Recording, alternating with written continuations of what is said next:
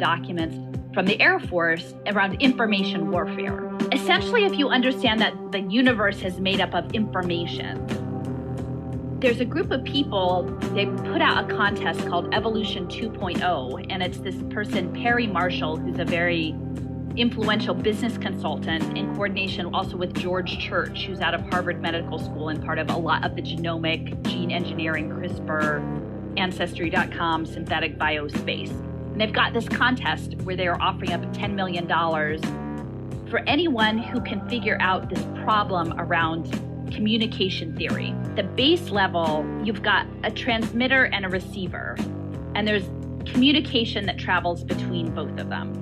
But both sides have to understand what that communication is. Like even DNA is a communication system, like coding and recoding. And so there's systems of communication, whether that can be an alphabet, that can be spoken word, that can be anything that the two parties have agreed upon. But what they haven't figured out is, how did the first communication start? Because if you've only got two parties, they can't communicate until they have a mode of communication, and yet they can never get that. And that what is above that, the implication is there is a third party. There is an all-powerful force that enabled the first communications, and that is God. And so what these very influential people are doing now is that they are looking more towards this gentleman, Jean-Baptiste Lamarck from the 18th century, who is looking at intelligent design. And so they are trying to essentially, through this contest, as it appears, to break the code of life, to be able to figure out where that third party came into the equation and to dislodge like a coup of God, essentially.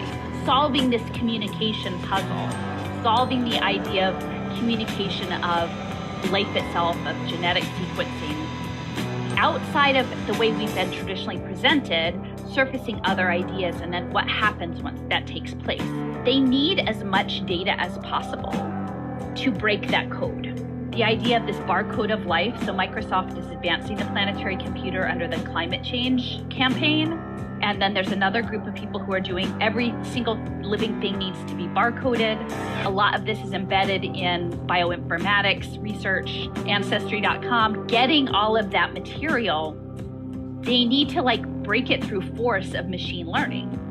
And so if you imagine, once you start looking into nanoelectronics and optogenetics and using magnetism to control and map neurons, what MIT has said with their goal for a substrate independent mind, which could be the hive mind, right? The blockchain, the ultimate blockchain mind, is that they need neural mapping. They need the morphology of the neurons. They need massive, massive amounts of data.